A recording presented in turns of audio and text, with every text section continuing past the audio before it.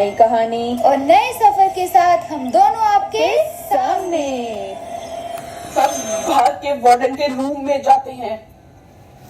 Warden उनके साथ flashlight लेके वापस आती है और देखती है ये तो बस एक डरावने सफर की शुरुआत थी।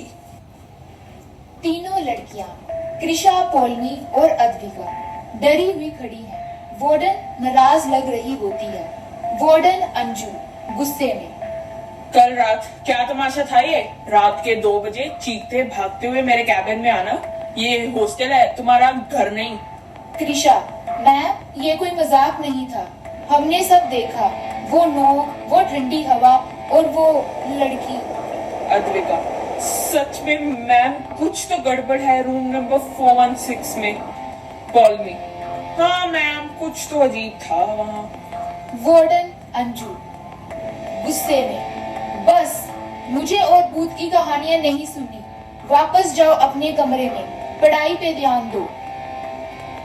दिवाली की छुट्टियां आती हैं, सभी बच्चे घर जाने के लिए अपना सामान पैक कर रहे होते हैं। हॉस्टल धीरे धीरे खाली हो रहा है दिवाली की छुट्टियों के लिए। पौलमी और अद्विका का परिवार उन्हें लेने आया है। कृषा उन्हें बाय कर रही होती है। कृषा का परिवार उसे अभी नहीं लेने आया था।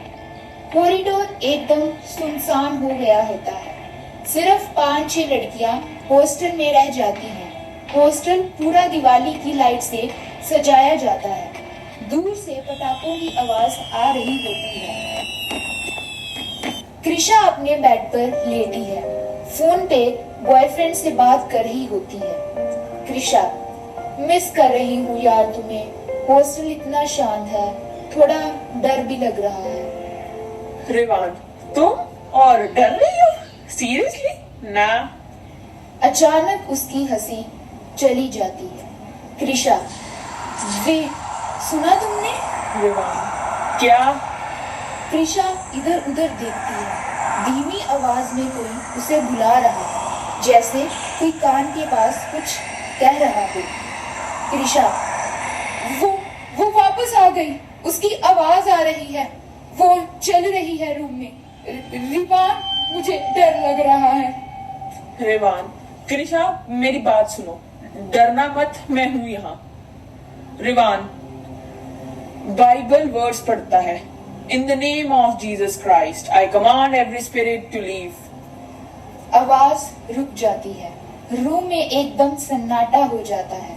कृषा चली गई, सच में चली गई।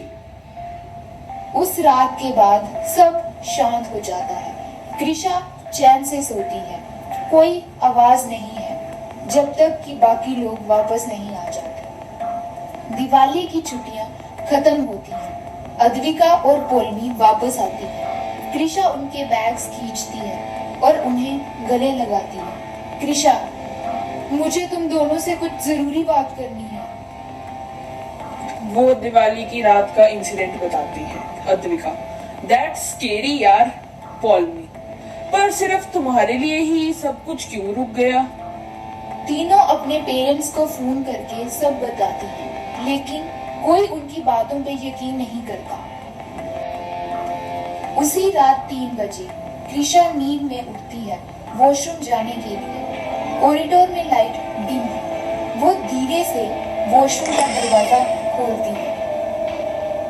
अंदर वो देखती है एक लड़की कोने में खड़ी है। उसकी तरफ देखती हुई, चेहरा जला हुआ था, बॉडी पर कई सारे निशान बने हुए थे और वो उसे देखकर मुस्कुरा रही है।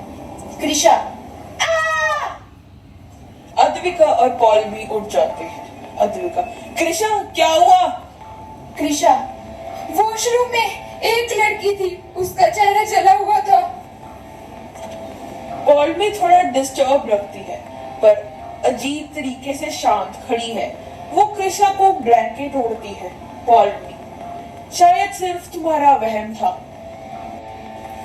सब सो रहे हैं। अद्विका धीरे से आंखें खोलती है। वो देखती है पॉलमी अलमीरा के पास खड़ी है।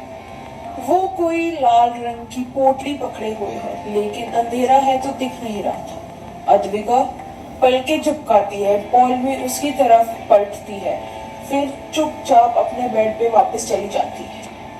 अगले दिन कृषा सुबह उठती है और देखती है कि उसके हाथों पर कई सारे निशान बने हुए थे।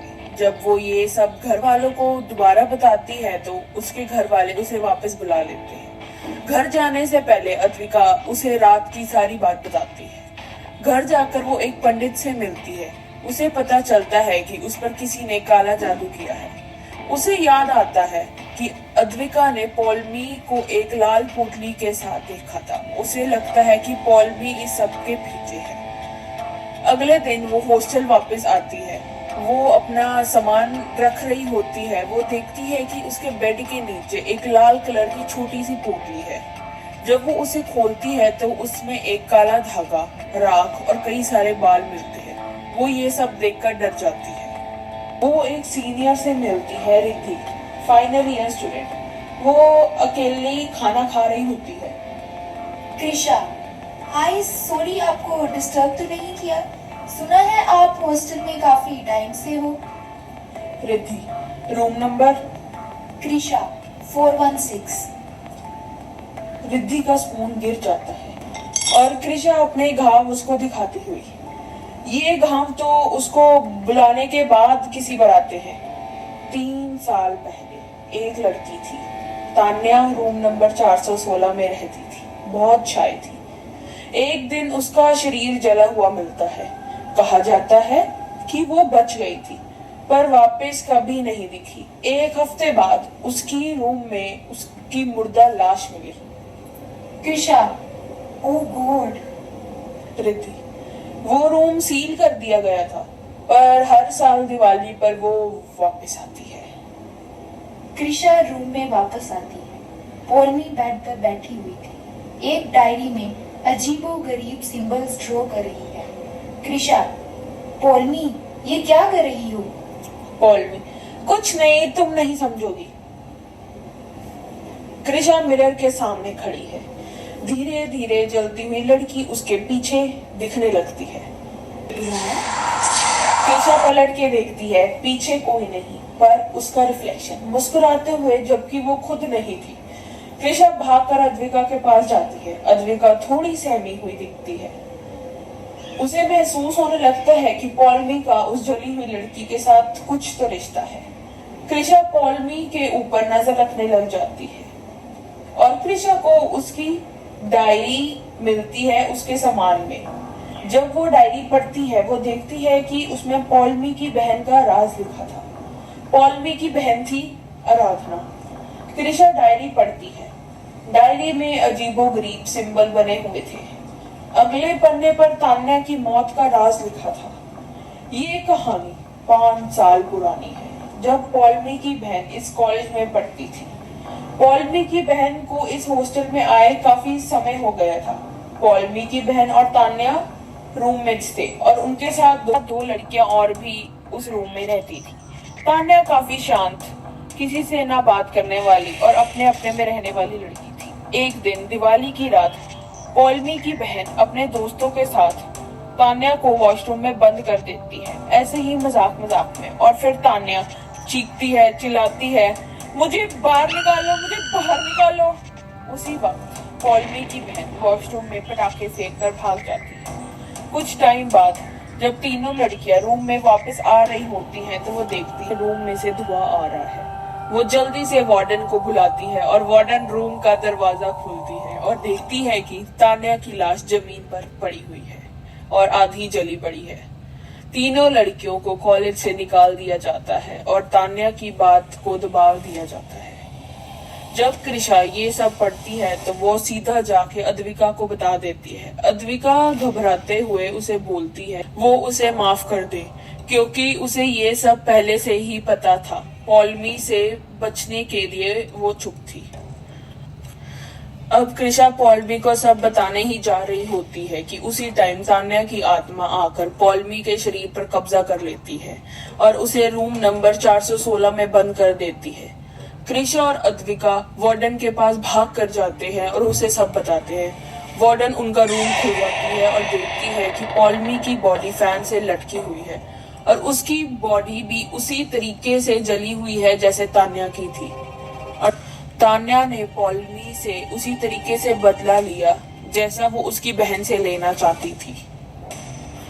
5-6 दिन बाद कृषा और अद्विका हॉस्टल छोड़ देती हैं और वार्डन अंजू को नौकरी से निकाल दिया जाता है और रूम को हमेशा के लिए बंद कर दिया जाता है। पॉलमी ये सब कृषा के ऊपर करना चाहती थी क्योंकि वो उसे जलने लग गई थी। वो उसे खुश नहीं देखना चाहती थी, पर ये सब पॉलमी के ऊपर उल्टा हो जाता है। पर अभी भी तान्या की आत्मा उस कमरा नंबर 416 में भटकती है।